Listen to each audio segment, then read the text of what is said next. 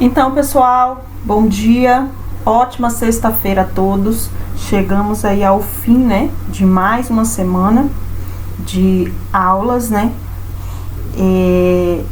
Sexta-feira corresponde a próximo final de semana, né? Todo mundo tá ansioso, muitos vão à praia, como foi dito na aula online, outros vão ficar em casa curtindo a família. Enfim, cada um, né, tem uma programação para o final de semana. Hoje, na nossa primeira aula, nós vamos aí abordar conteúdos da disciplina de História. E eu gostaria muito que vocês pegassem aí a apostila, abrissem na página 61, na qual nós vamos falar sobre os espaços públicos de uma cidade. Vamos lá? Você sabe quais são os espaços públicos de nossa cidade? Nós já falamos sobre alguns, né? Comentamos, mas você sabe que existe uma definição simples para isso? Espaço público é qualquer espaço de uso comum. É, isso mesmo, que pertence a todos, né? Existem os que são complementares, livres ao acesso, e alguns que, mesmo públicos, têm determinada restrição para seu acesso, né? Ou seja, cobram uma taxa para fazer uso do espaço. Dentre os espaços livres, podemos destacar três categorias. Espaço de lazer e recreação, que, né, pode ser parque, campo de futebol aberto, isso tudo é um espaço de lazer e de recreação, como nós podemos observar aí no livro de vocês na página 61. Tem também os espaços de circulação, como a rua e praça, né? Espaço de circulação, ruas e praças, onde nós circulamos. E o espaço de contemplação, né? O que é contemplar? Né? Espaço de contemplação, como um jardim público ou algum monumento. Então, entre os espaços públicos restritos, temos os que têm horários de entrada e saída também definidos e exigem regras de conduta e trajes específicos. Trajes são roupas, tá? Eles têm restrições, mas continuam sendo públicos. Então, mesmo com restrições, com exigências e regras, né, eles continuam sendo públicos. São espaços públicos restritos. Vamos conhecer alguns? Museus, hospitais, biblioteca, edifícios públicos, né, como a prefeitura de sua cidade. A prefeitura da nossa cidade é um edifício público, mas tem restrições, né?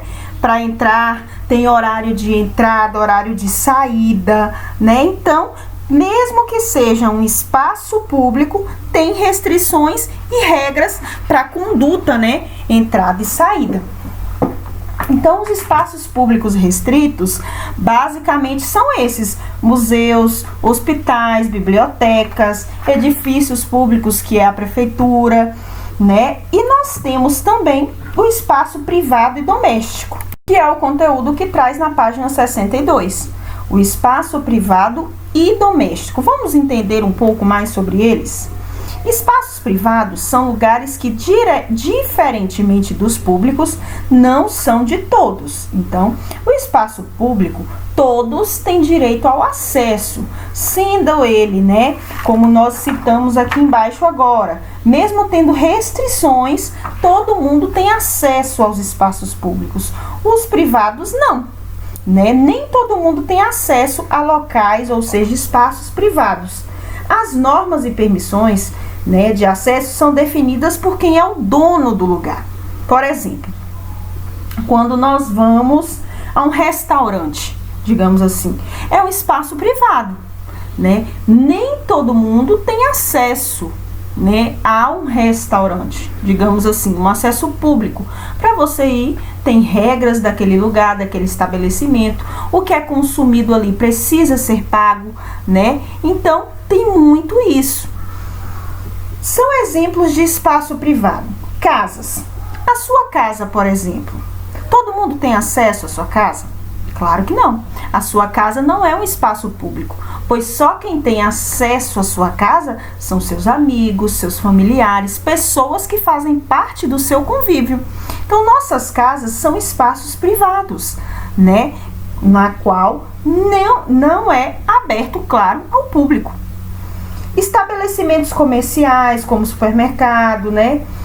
Escritórios, que tem vários escritórios de advocacia, entre outros, tudo isso faz parte de espaços privados, né? Dentre os espaços privados, existe um em particular que tem tudo a ver com a nossa vida. Você sabe qual é? Fora dos espaços públicos, o espaço doméstico. Isso mesmo, podemos dizer que o espaço doméstico é onde uma pessoa e sua família vivem. Ou seja, nossa casa. Nossa casa é o nosso espaço doméstico, é onde nós vivemos. Então, normalmente, quem define as normas, né, conduta, a entrada na nossa casa são os nossos pais. Aqui no meu caso, sou eu e o meu esposo que somos os mais velhos. Na casa de vocês, os seus pais. Na casa dos seus avós, os seus avós. Essas normas são iguais em toda a casa. Verifica se tem aí na sua casa essas normas. Elas mudam, é claro, né, de acordo com a convivência e a cultura de cada um, né, das famílias, como a tia Amanda já citou em outras aulas. Ninguém é igual a ninguém, cada casa tem a sua cultura, sua religião, cada casa tem o seu jeitinho de ser. Nós temos, como seres humanos, aprender a respeitar o espaço de cada um. Por exemplo, algumas famílias costumam jantar sentadas à mesa da sala de jantar. Aqui na minha casa, nós temos essa regra. O almoço e o jantar é na mesa de jantar, todo mundo junto, tiramos um momento só para isso. Mas tem pessoas, né, outras fazem suas refeições, por exemplo, assistindo televisão, sentada no sofá, é uma regra de cada casa.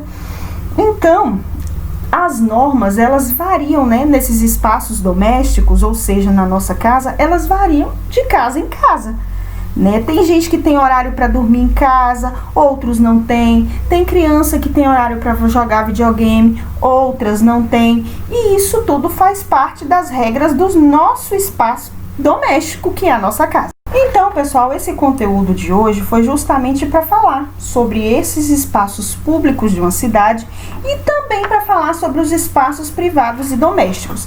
Nós sabemos que os espaços públicos é qualquer espaço de uso em comum, ou seja, que pertence a todos. Tia Amanda citou espaço de lazer e recreação, espaço de circulação, né, que é a rua ou praça, espaço de contemplação, que é um jardim público ou monumento. Esses todos fazem parte dos espaços públicos de uma cidade.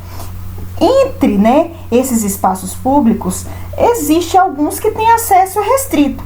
Mas como esse acesso restrito? Tem horário de entrada, de saída, né, que são definidos e exigem regras, né, de conduta. E aí falamos sobre os espaços privados e domésticos.